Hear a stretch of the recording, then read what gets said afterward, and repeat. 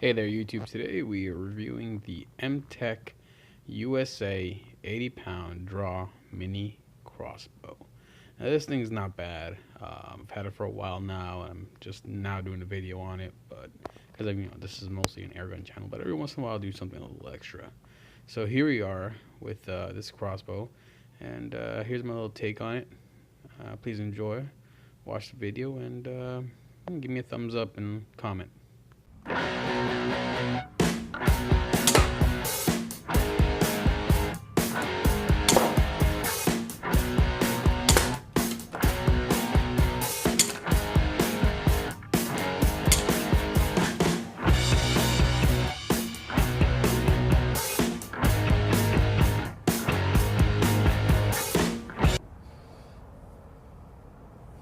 This was in there.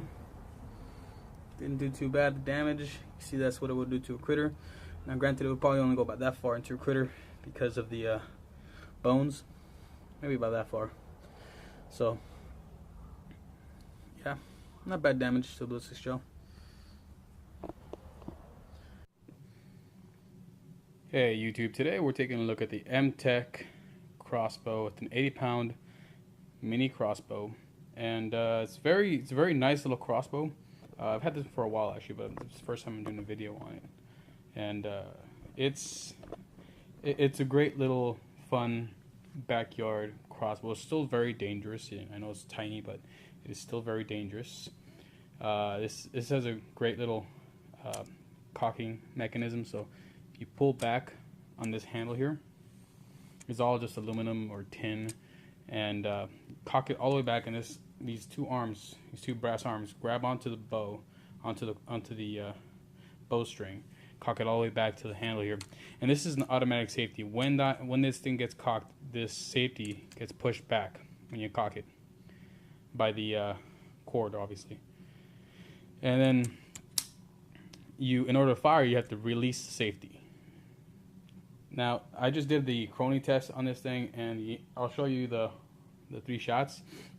But it was very consistent, 174 feet per second, all 3 shots, consistent.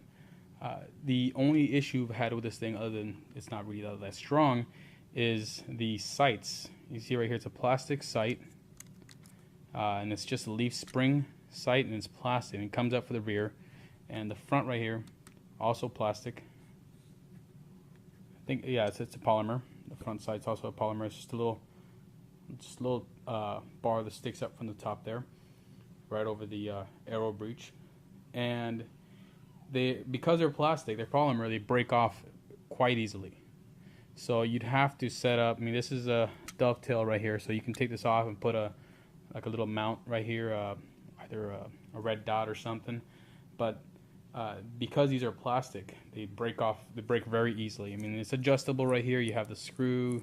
You could adjust this thing for height and elevation if you can manage to keep it from breaking. Other impressions: this little finger notch here at the tip. It's very nice to help you with the cocking mechanism. I can also see it as a very good little punching tool in case somebody gets a little too close. I think this would be a great little ZA kind of a bow as a sidearm for say hunting. Say you want to use it as a little just a little sidearm or backup.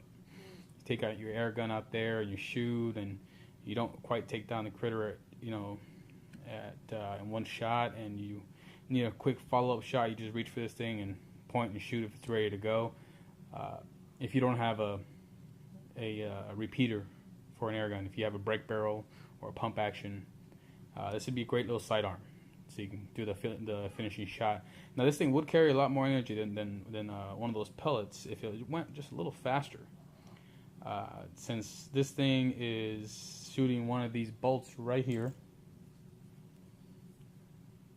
Now, the bolts that it comes with when you buy the weapon, the tips are a little different. They're a little smaller, the steel tip, and it's screw on. You can screw it on and off, right? It's threaded, and the back piece, the fin on these are just glued on, very cheap glue, so you can just easily work it out. and this is also just glued on right here. So the only issue I have with these bolts is that this back piece is just solid plastic. It's not like some you know, some blades that get put on a another different kind of arrow or bolt, and they're adhered to the actual body. This is one solid piece of polymer plastic, right? And it's just popped into place into this brass tube.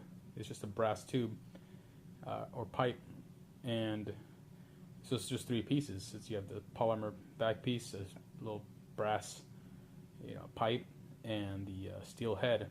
I'm guessing this is all machined right here, and this is just cast, and they just pop the three in place, put a little glue in there, pop them in there, and you're done. The bad part about this is that this polymer is not all that strong. So most of the time when you shoot this, whether you shoot it as something light like cardboard or heavy like wood, this thing, if it manages to punch through to the base, it'll break off. Like, you know, 7 out of 10 times this thing will break off. And during this test shot, 2 of them did break off. So at least 60%, 66% of the time they broke off, and you can see right there inside is the rest of the polymer piece, and just like I said, just pops right in there. Managed to recover this tail end. The other one went flying off somewhere, but these kept going forward. But now they're not reusable for practice shots. I'd have to make a whole new fin and a whole new tail end, or find some way to fix this to have it go back in there, but then it'll probably break off again because it's just a cheap polymer. So these bolts, not the best.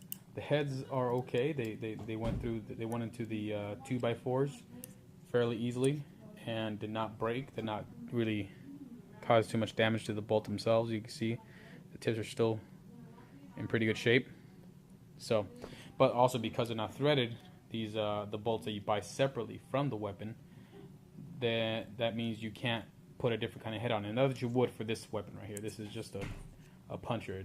It's just an 80-pound draw mini crossbow, but with such a lightweight bolt, you're not gonna get as much energy as you would out of a full-size bolt or arrow. So that's now the accuracy on this thing. Like I said, this you have to really tighten down. It's not a set piece. It's bolted on. You have to assemble all this yourself right here. The only part that doesn't require assembly is the back piece right here, the body of it. But the arms, the bowstring, the sights, all that you have to assemble yourself, as you can see. And it comes, I'll show you a picture of it. It comes apart. It comes separate, in the same box, but not together, not assembled. And so those are the only things I don't like about it is lack of power. I mean, it's great for a little sidearm, and but it's not accurate. You have to put some better sights on this thing to get some consistency on it. You have to really just strip off this piece, which I will be doing, and putting on some kind of red dot or something. But I will be taking this as a sidearm when I go hunting. You know, why not?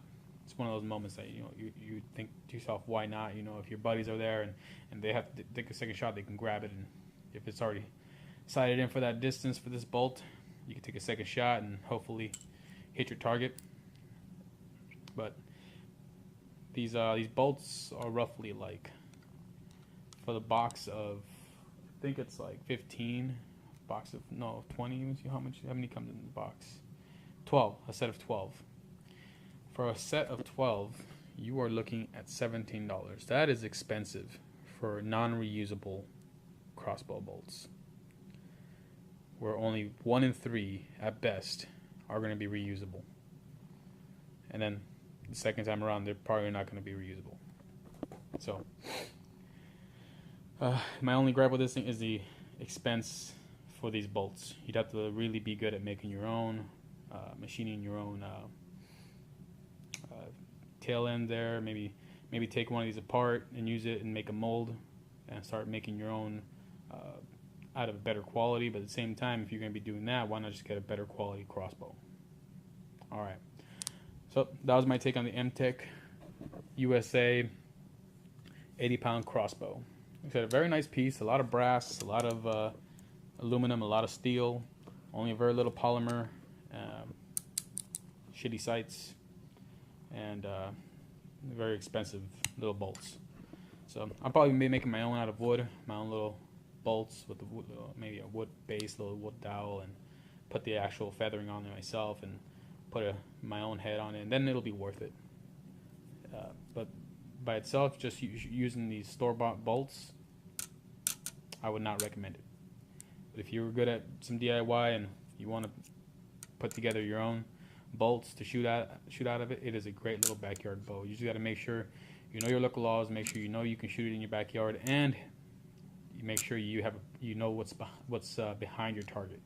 You don't want to miss and kill somebody, because this thing could potentially kill somebody. If you saw the zombie go boom, you've seen this little crossbow taking down zombies, making zombie heads go boom. All right, you guys enjoy, and don't forget to like and subscribe, and see you next time.